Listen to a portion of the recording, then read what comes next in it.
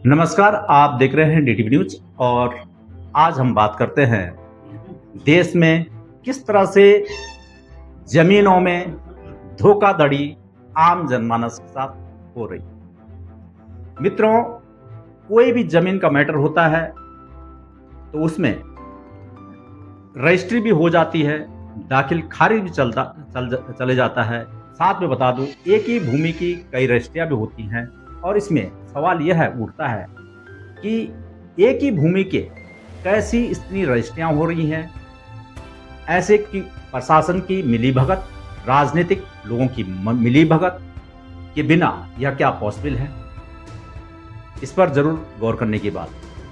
देश के अंदर अलग अलग क्षेत्र में ऐसे बहुत सारे मामले हैं जिसमें मकान, भूमि के ऐसे मामले हैं जिनमें एक से अधिक लोगों को संपत्ति बेची गई है या फिर मालिक कोई और है, कब्जा किसी ने कर रखा है और कोर्ट में वर्षों यानी 10-10, 15, 20-20 साल जो है मामला लंबित पड़ा हुआ है, डिसीजन नहीं हो पा रहा। ऐसे ही बहुत सारे मामले हैं। समय समय पर कोर्ट की गाइडलाइन आती है, न्यायालय की गाइडलाइन आती है, लेकिन राजनीतिक संरक्षण इतना मजबूत होता है कि प्रशासन भी कुछ नहीं कर पाता।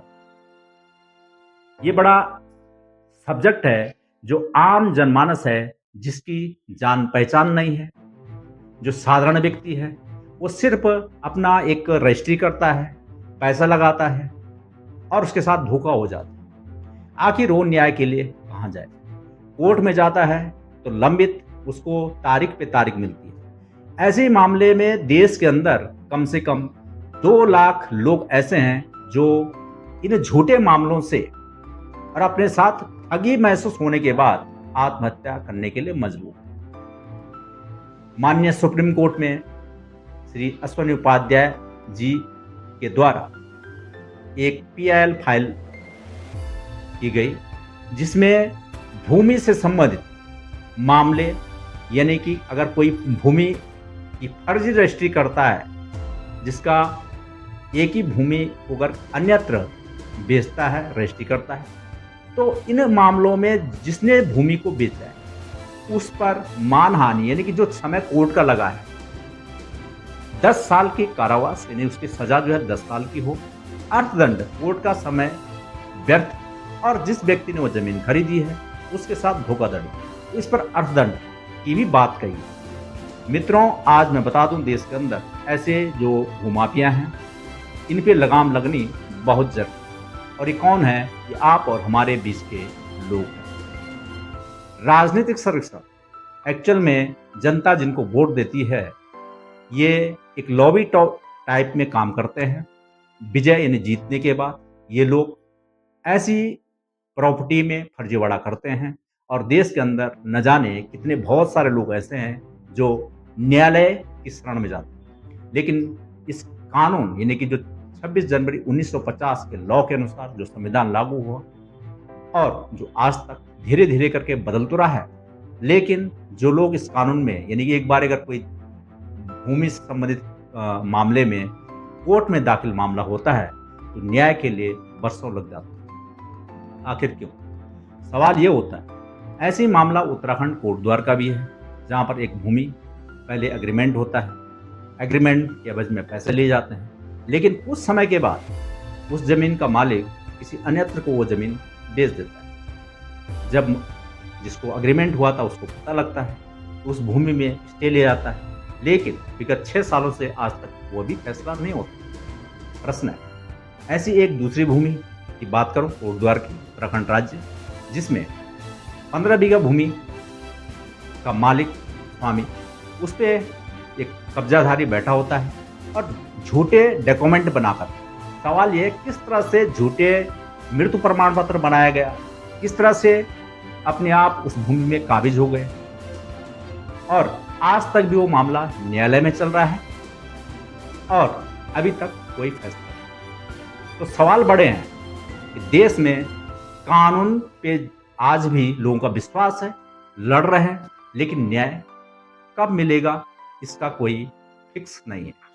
और माननीय सुप्रीम कोर्ट में जो पीआईएल फाइल की गई है, इसमें साफ-साफ है, यदि इस तरह की झूठी किसी ने रजिस्ट्री कर दी है, फर्जी तरीके से किसी ने ज़मीन पे कब्ज़ा किया है, इन पे सख्त कार्रवाई होने के आदेश हैं और इसमें केंद्र सरकार, राज्य सरकार को सूर्यकांत जी की बेंच ने नोटिस जारी किए हुए हैं। अप्रैल लास्ट यानी कि आने वाले समय में आपको मैं अपनी जानकारी आपके से साझा करूँगा, क्योंकि राज्य सरकार और केंद्र सरकार इसमें अपनी जवाबदेही करेगी, क्योंकि ऐसे बहुत सारे मामले हैं जिनमें भूमि कब्जा के मामले में जबरन भूमि में बैठा हुआ व्यक्ति है। अब साधारण व्यक्ति है, वो कोर्ट अपने न्याय के लिए माननीय कोर्ट में जाता है, लेकिन कोर्ट के द्वारा न्याय नहीं मिल पाता। सवाल ये है कि ऐसा क्यों? तो इसमें सीधा-सीधा यदि उक्त व्यक्ति कब्जाधारी फ्रॉड तरीके से बैठा हुआ है, तो उस पे 10 साल का कारावास साथ में अर्थदंड भी जरूरी है। आने वाले समय में पूरा उम्मीद है ये कानून भी पास हो, जिससे आम जनमानस को लाभ हो। ऐसी एक और मामले में बताऊं कि बेटों ने अपनी भूमि के यानी कि अपने माता पिता को मृत घोषित कर दिया। उत्तराखंड की बात कर रहे हैं, मृत घोषित कर दिया, उनके फर्जी मृत्यु प्रमाण पत्र बना दिए और पूरी जमीन प्रॉपर्टी डीलिंग के माध्यम से सेल करवा दी। इस तरह से वो फर्जी डॉक्यूमेंट बने और माँ बाप को पता नहीं, और वो जमीन बेच करके जब माँ बाप को पता चलता है तो वो अपने मृत्यु का यानी कि अपने जीवित होने का प्रमाण पत्र के लिए कोर्ट में दाखिल होते हैं कि मैं जीवित हूँ। तो देश में अभी वो मामला ऐसे ही चल रहा है। देश में ऐसे बहुत सारे ऐसे मामले हैं जिसमें लोगों ने इतना फर्जीवाड़ा कर रखा है। ये वो लोग हैं जो सिर्फ और सिर्फ एक दूसरे के साथ धोखाधड़ी करने वाले लोग हैं। इन पर सख्त कार्रवाई होनी अति आवश्यक है। आने वाले समय में आपको भूमि संबंधित और भी जानकारी देंगे, लेकिन फिर भी देश के अंदर भू माफिया यानी कि राजनीतिक संरक्षण जिनको प्राप्त है, इनके ऊपर जब तक सख्त कार्रवाई नहीं होगी, इनकी संपत्ति जो इस तरह के लोग हैं, राजनीतिक लोग हैं, जो सख्त कानून बनेगा। यदि कोई राजनीतिक व्यक्ति अगर किसी भूमि पे कब्जा करके बैठा है तो इनकी संपत्ति जब्त, पद निरस्त और इनको आजीवन कारावास। ये हमारी PIL माननीय सुप्रीम कोर्ट में दायर हो रखी है, जिसमें केंद्र सरकार, राज्य सरकार को नोटिस जारी किया गया है। यानी कोई भी जनसेवक, राजनेता या राजनीतिक लोग यदि किसी भूमि पर कब्जा करके बैठे हैं या किसी एक ही भूमि के कई रजिस्ट्रियां कर देते हैं, तो इन लोगों को राजनीति से इनके पद से हटा करके इनकी जो संपत्ति है वो संपत्ति जब्त करके और इनको आजीवन कारावास। सख्त कानून बनने से देश के आम जनमानस को लाभ मिलेगा।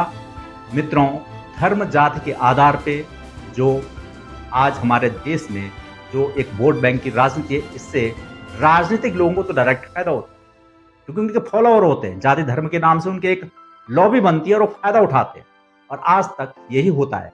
लेकिन देश की जनता को जागरूक होने की आवश्यकता है, क्योंकि देश कानून से चलेगा तो मजबूत रहेगा।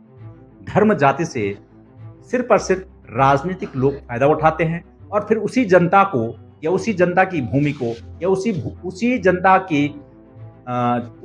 की सुविधाओं पे यानी उनकी योजनाओं पे घोटाला करके बैठते हैं और अपने आप बहुत यानी कि नेता अमीर और जनता गरीब। आप अपनी राय अवश्य दें। आपके विचारों का स्वागत है। आने वाले समय में हम इस तरह की और भी घटनाएं आपके साथ साझा करेंगे। आज के लिए इतना ही। बने रहें, देखते रहें DTV न्यूज़। धन्यवाद।